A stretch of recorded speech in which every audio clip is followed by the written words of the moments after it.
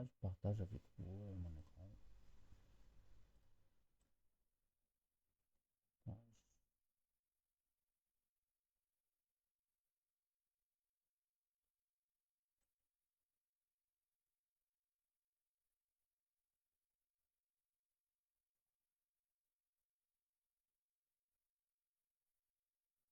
Alors,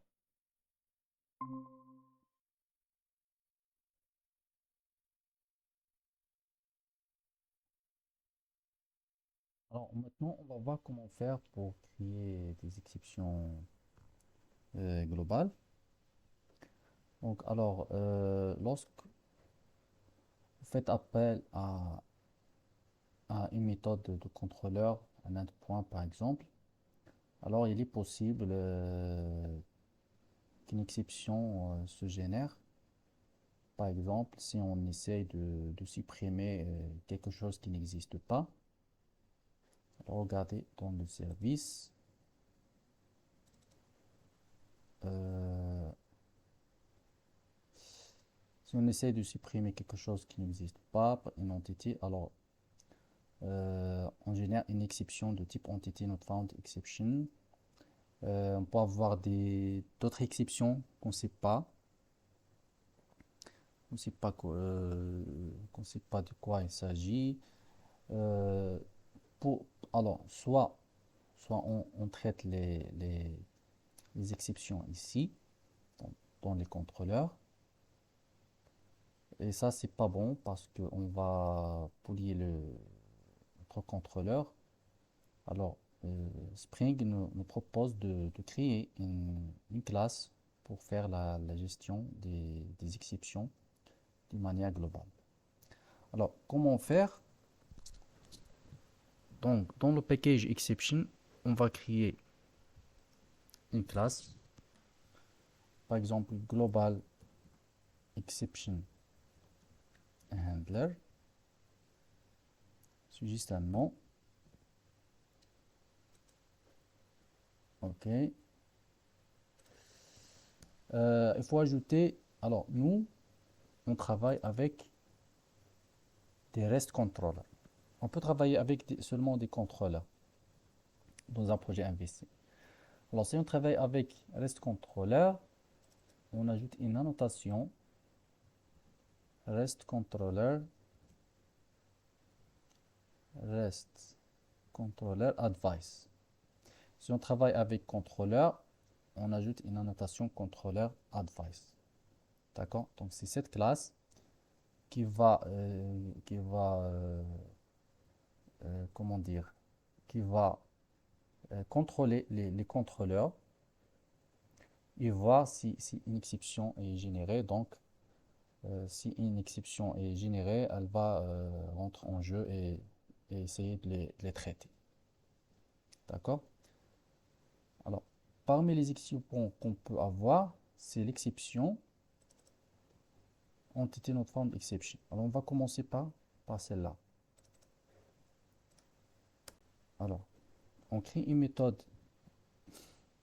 public qui retourne, qui retourne une réponse. Donc, réponse entité.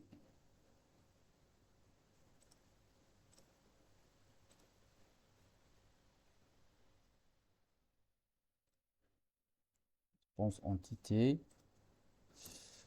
Euh, si on veut par exemple traiter l'exception entity not found, alors il faut ajouter une annotation avant cette méthode, exception handler, avec le nom de la classe de l'entity not found, comme ça. Puis la méthode va donner un nom, par exemple handle entité found. Prend en paramètre l'entity not found exception, comme ça. Ok. On retourne quoi?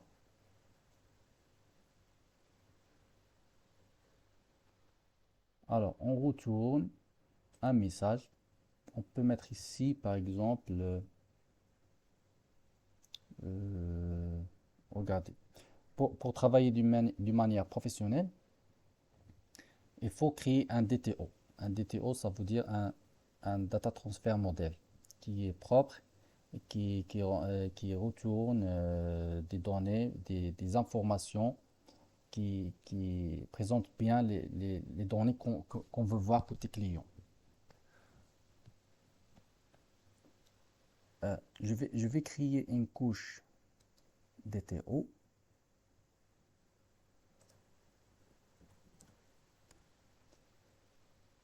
Et je vais créer une classe qui s'appelle par exemple response. Ça veut dire le format des réponses qu'on retourne dans tous les contrôleurs. On va appliquer ça sur tous les contrôleurs.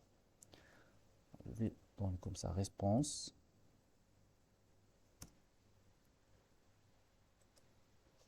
Alors cette classe, elle contient quoi? Elle contient par exemple un message. Donc, pour commencer par un message, un statut,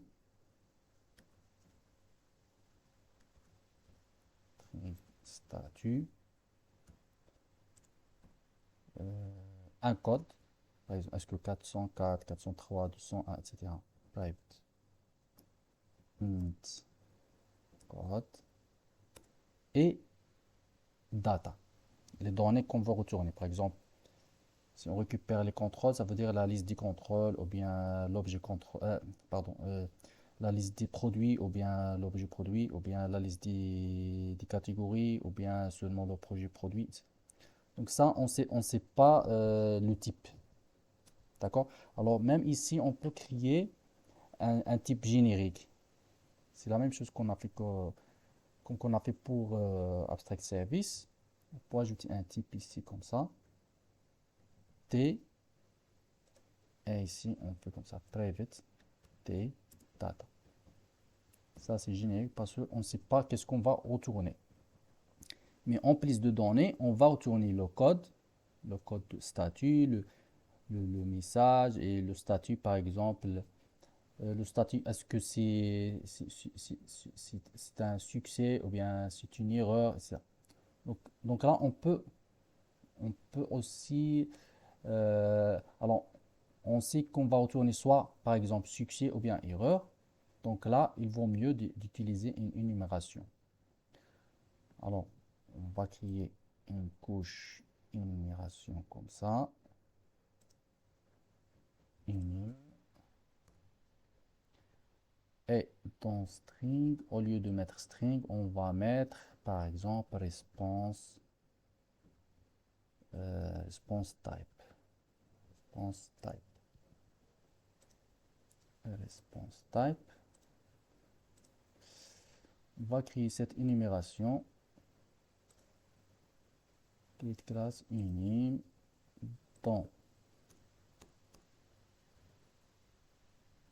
dans la couche unim, comme ça.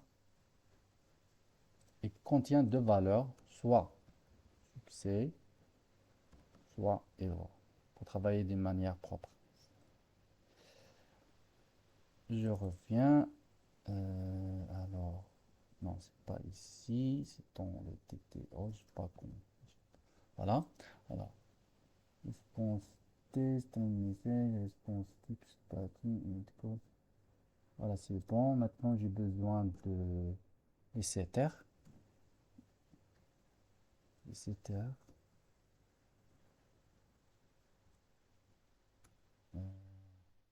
Alors, pour éviter le problème de l'embook, je vais générer les setters et les getters comme ça. Generate getter and setter.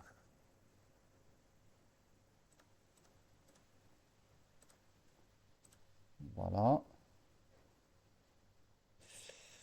C'est bon. Donc, j'ai créé le DTO, j'ai créé l'énumération. Maintenant, je reviens à ma classe Global Exception. Alors ici, je vais retourner quoi? Je vais retourner une réponse. une réponse. Je viens de créer maintenant. D'accord? Bien. Après, je crée une réponse comme ça. Une réponse.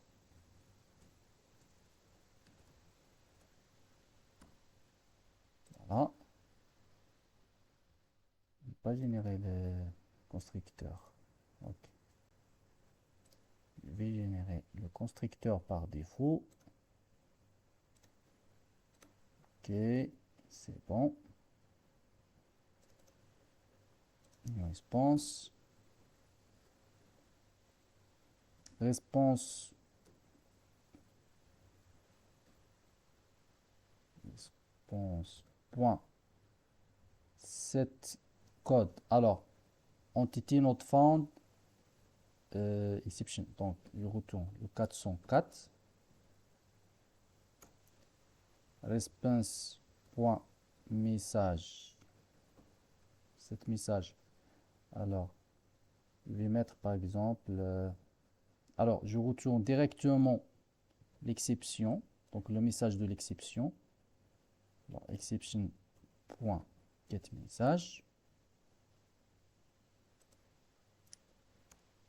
Réponse. Point. Qu'est-ce qu'il me reste? Statut. Alors, statut, c'est une erreur. Donc, réponse statut. Point erreur. Data, il n'y a pas de data. Je la laisse nulle. Voilà. Et je retourne la réponse entité. Donc, réponse entity.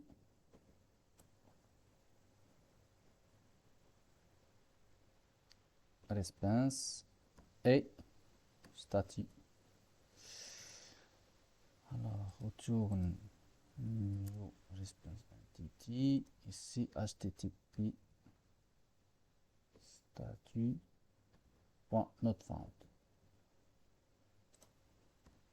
Pour faire mieux, au lieu de mettre ça en dur, je peux faire comme ça.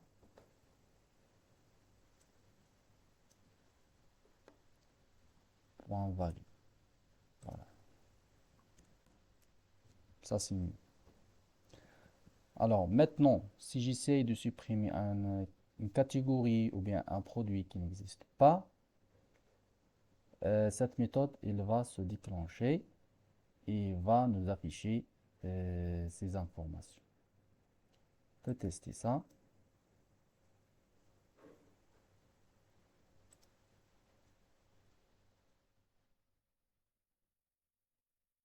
Alors maintenant, puisqu'on a créé le TTR response, il faut le mettre dans catégorie, dans produit, partout.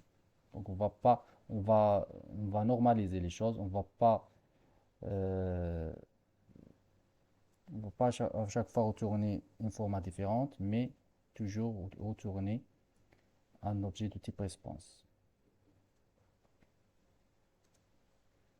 Alors, je vais essayer de créer un nouveau nouvelle catégorie. Ah, regardez, elle marche bien maintenant.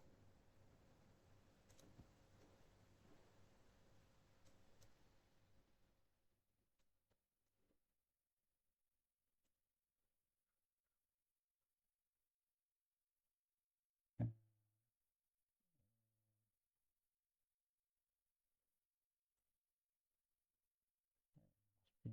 Bizarre ça. Ok. Maintenant, je vais essayer de supprimer. Alors, j'affiche la liste des catégories. Je vais essayer de supprimer le 1. Le 1. Ici. Voilà, comme ça. Alors, la première fois, il est bien supprimé. La deuxième fois, regardez, message, statut, le code. Ici, quelle méthode est déclenchée? C'est la méthode de la classe global exception handler. On peut faire la même chose pour si on aura une exception qu'on ne sait pas. Ça veut dire une autre exception, par exemple handle internal exception. Runtime, on ne sait pas c'est quoi. Runtime exception, ça veut dire autre que ça, autre que entité. Handle internal exception. Alors ici, runtime exception. Ici, on va mettre internal server error.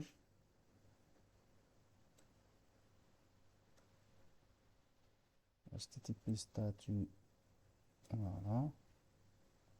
Error, le message, voilà. Exception runtime, oui. Response. Oui, c'est bien de traiter ça. C'est response type error. Ouais, c'est bon. Voilà. Alors, autre chose, je vais mettre seulement pour un seul cas. Alors, je vais modifier, par exemple, le cas de la suppression. Alors, pour la suppression, alors à partir de ce moment, on va toujours utiliser response qu'on a créé. Response.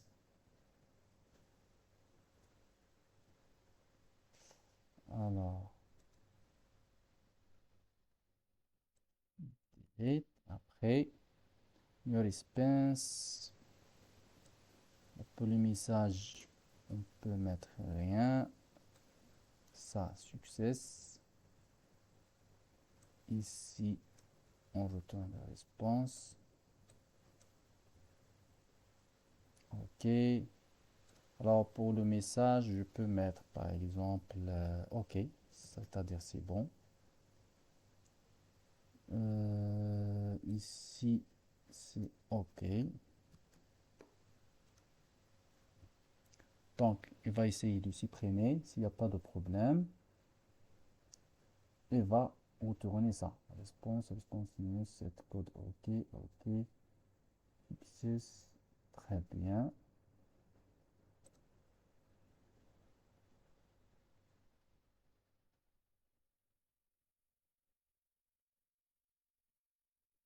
Alors, normalement, il faut faire ça pour tous les méthodes de contrôleur. Moi, je vais faire seulement pour delete et pour, euh, pour afficher, pour vous mettre comment faire pour récupérer les datas.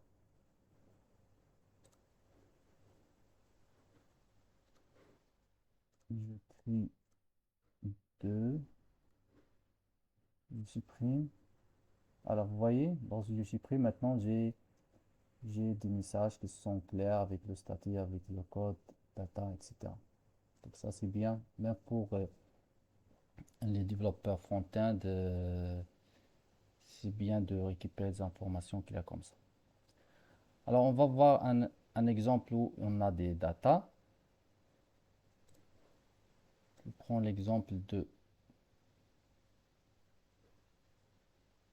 find all. Alors, faire comme ça.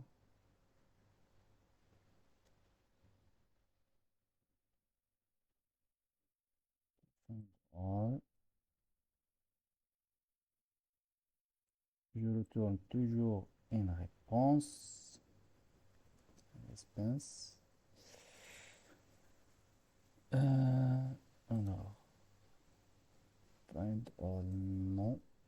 Alors, regardez, qu'est-ce que je vais faire?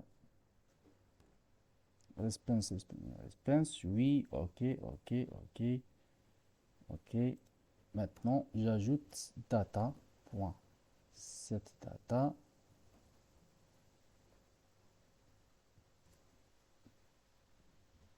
voilà. Response,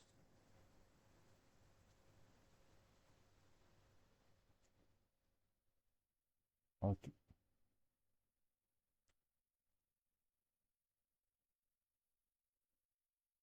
Alors,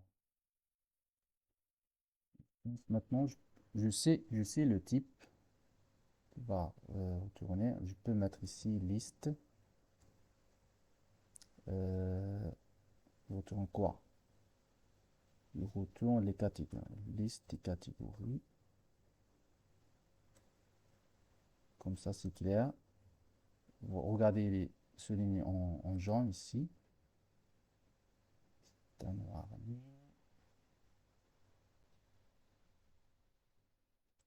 Voilà, maintenant c'est bon.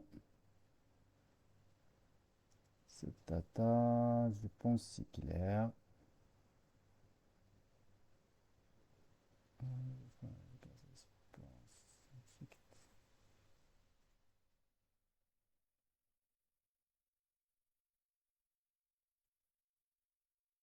Comme ça.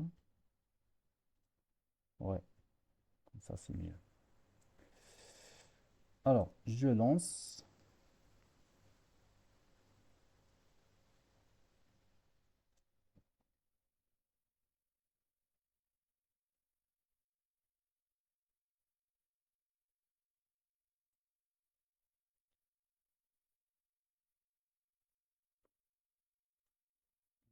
Puis, des catégories.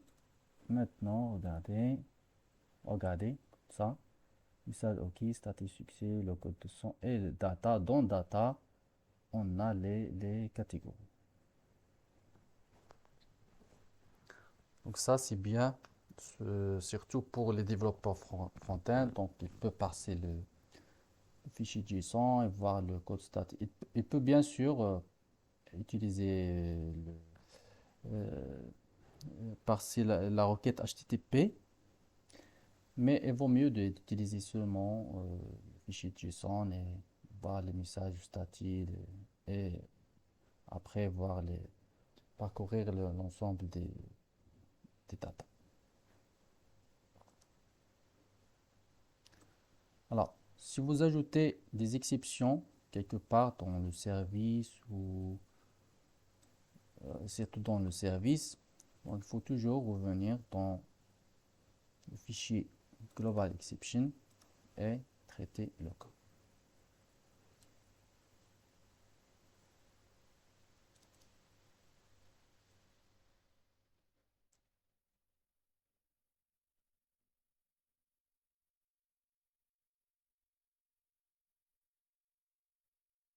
C'est bon? Est-ce que c'est bon?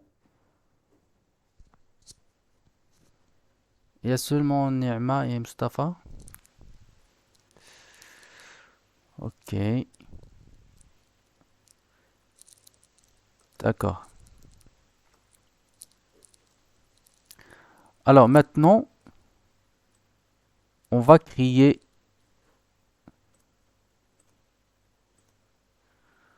on va créer deux classes. La classe client, l'entité client et l'entité adresse. C'est deux classes qui ont la relation one-to-one. Je vais vous montrer comment faire ça. Client et adresse.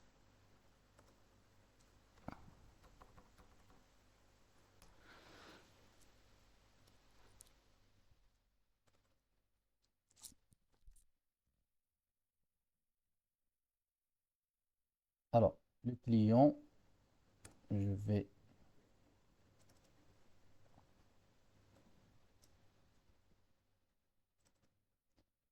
mettre seulement le nom et le prénom et l'adresse.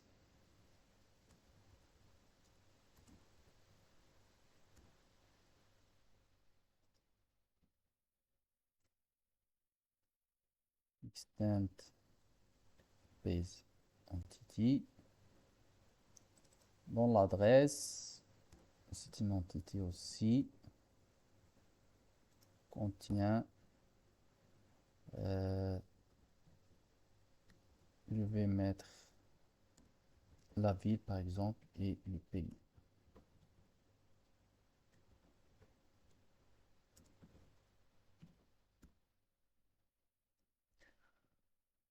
Alors, la relation entre adresse et client, c'est une relation one-to-one. Ça veut dire un client peut avoir un seul adresse, mais une adresse appartient à un seul client.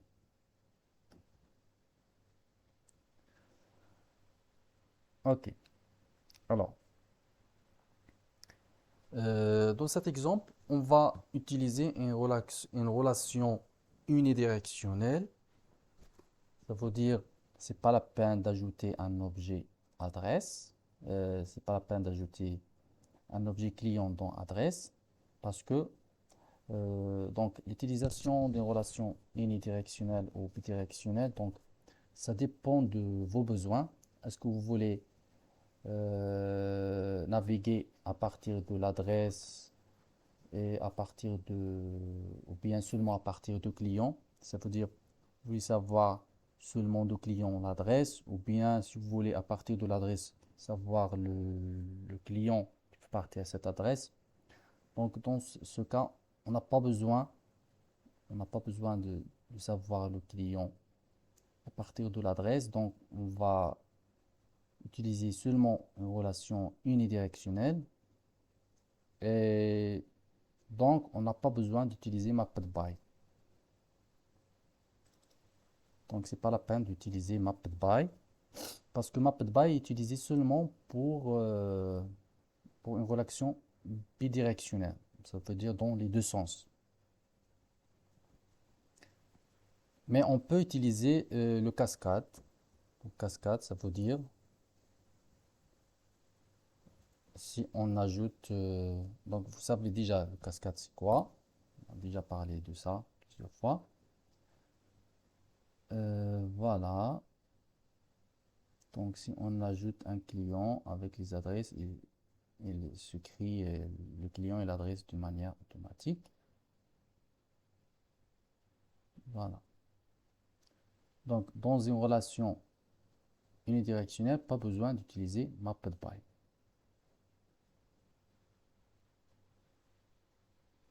Je ne sais pas, quelqu'un m'a posé la question la dernière fois sur c'est quoi mapped by. Alors mapped by, qu'est-ce qu'il fait exactement? Il indique le côté non propriétaire d'une relation bidirectionnelle. Par exemple, euh, supposons, supposons que... Ah, je fais quoi moi? Ouais. Alors, supposons que le client... Alors, j'ai le client et j'ai l'adresse.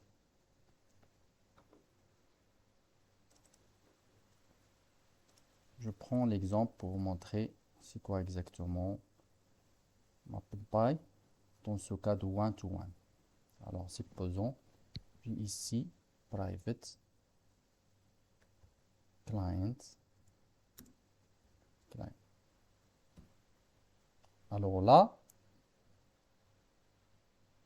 je devrais créer mapped by pour définir quelle classe elle va créer la clé primaire, la clé étrangère dans la base de données. Et c'est quoi la classe propriétaire? Alors, la classe propriétaire, c'est la classe qui possède la clé étrangère dans la base. Et mapped by, on utilise dans la classe inverse.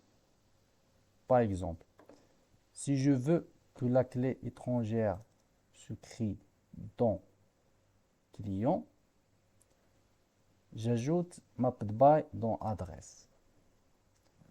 Si je veux mapped by se crée dans adresse, alors je crie, j'ajoute mapped by dans client. Alors maintenant, je suis obligé d'ajouter ici one to one. Alors, supposons moi dans ce cas, je veux la clé étrangère se crée dans adresse. D'accord? Donc, ton client, j'ajoute ma page. On va voir ça. Pareil, cascade. Alors, il s'appelle comment ici? L'attribut, c'est client. J'ajoute ici client. Alors, mapped by client, ça veut dire. Alors, regarde, lorsque j'exécute, je vais avoir dans adresse la clé étrangère client ID. Je relance.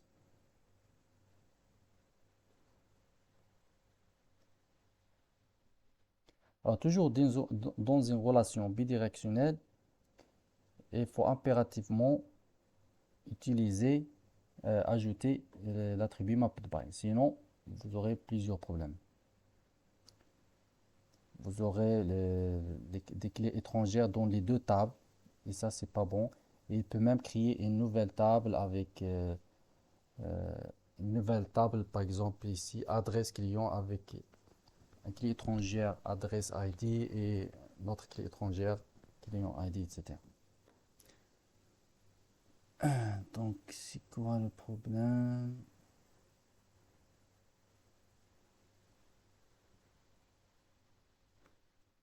Entity Manager.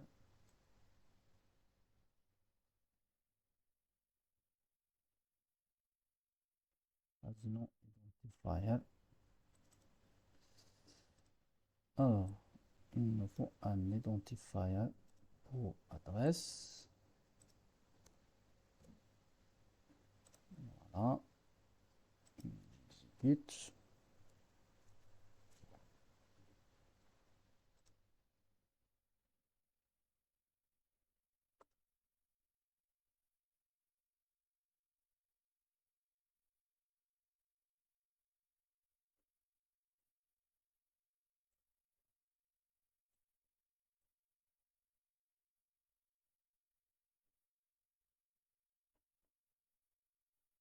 Alors, regardez, j'ai client,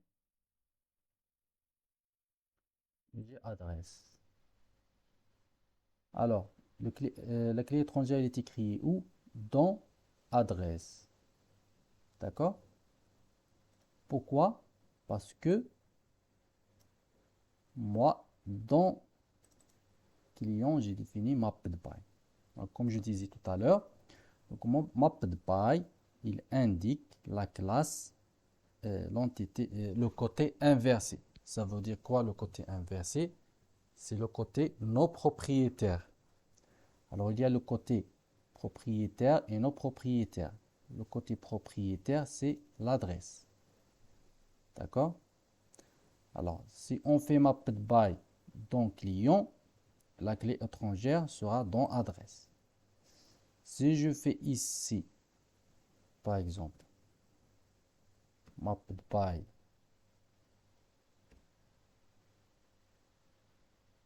adresse,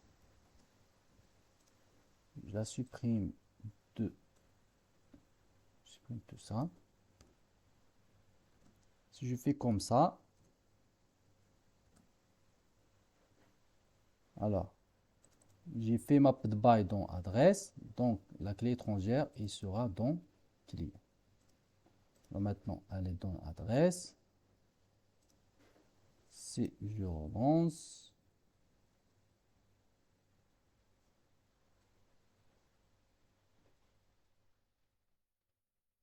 il faut bien maîtriser ça. Alors, si je relance, normalement, j'aurai la clé étrangère dans client. Regardez, j'actualise, connecte. Alors, vous voyez, j'ai la clé étrangère dans adresse. Et pas dans. Si je l'utilise pas, du tout, et ça, c'est pas bon. Dans une relation bidirectionnelle, il faut mentionner mapped by pour définir quelle classe qui sera propriétaire. Alors maintenant, on aura, ça c'est pas bon, on aura des problèmes. One-to-one, dans adresse on a one-to-one.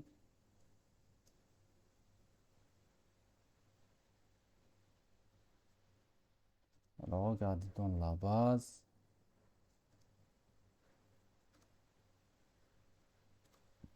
On aura client ID dans adresse et adresse ID dans client et ça c'est pas bon. Ça c'est pas bon.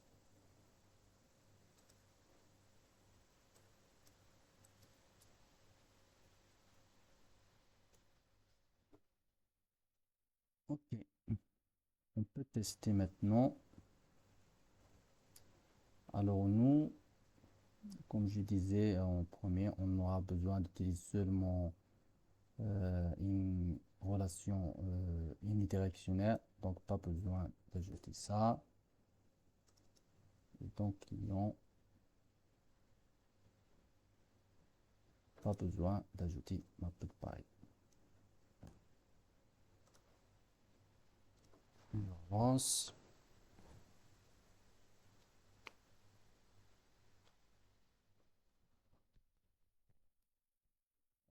Tester ça, bien sûr, il faut ajouter un repo pour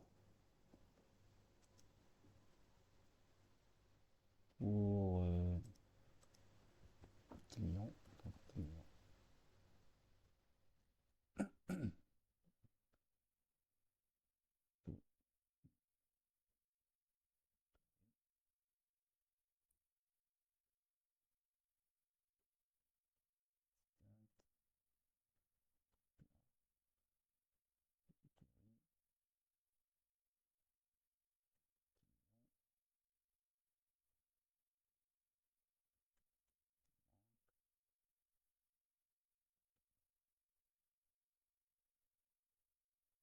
Ajouter adresse.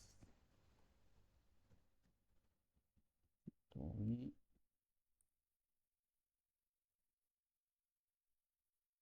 Tiens, oui. Adresse. Bon.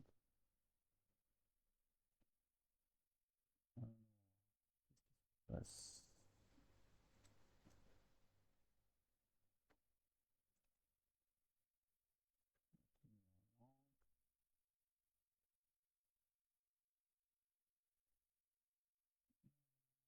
Ah ouais, c'est implémenté.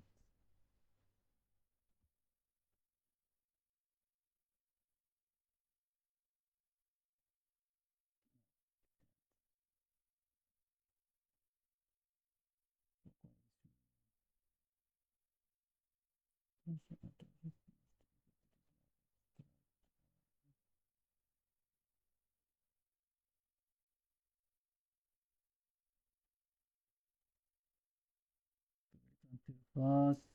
Ah oui, c'est une interface. C'est une Pardon. interface. Ouais, ouais, pardon. Alors c'est bon. On va ajouter un repository ici. C'est une interface. Il doit être une interface. Ouais, ouais, c'est une interface. Il y a la même chose ici. Repository.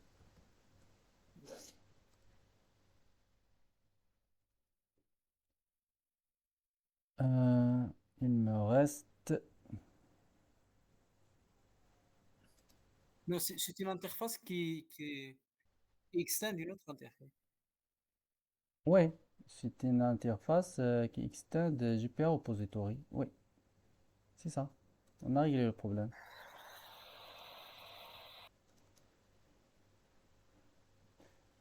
Alors, j'ajoute client, client service,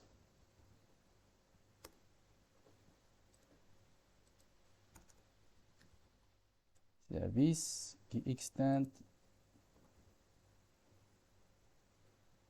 abstract service, client, langue. Voilà.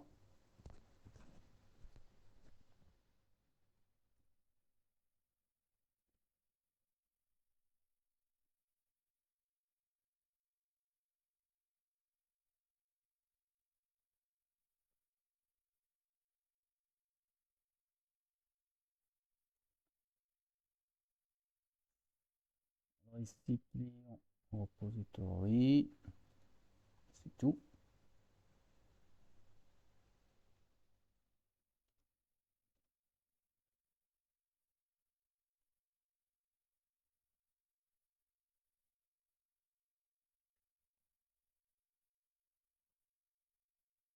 Alors en fait, regardez, dans catégorie contrôleur et dans produit contrôleur, euh, on a presque la même chose. Donc on peut créer une classe abstract contrôleur, euh, abstract contrôleur, mais parce que on va après créer, on va ajouter de la sécurité. Donc il vaut mieux de les laisser comme ça parce que après on va ajouter des annotations pré-authorized, etc. Donc il vaut mieux de les laisser comme ça. C'est pas la peine de créer une classe abstract pour les contrôleurs. Parce que ça sera compliqué après. Ça sera compliqué surtout lorsqu'on va ajouter la couche de sécurité. Donc il vaut mieux d'utiliser de laisser comme ça sans, sans créer une classe abstract pour les contrôleurs. Désolé, maintenant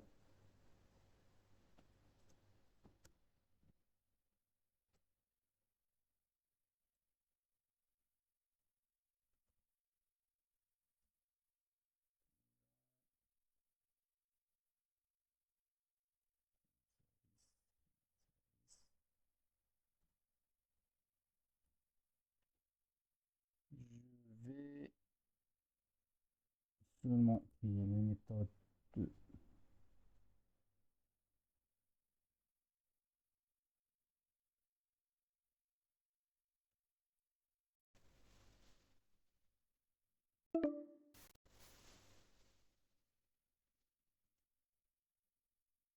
essayer d'aller vite. Il ne reste pas beaucoup de temps. Même ça, j'ai pas besoin pour le moment. Seulement pour afficher la liste des find all in create.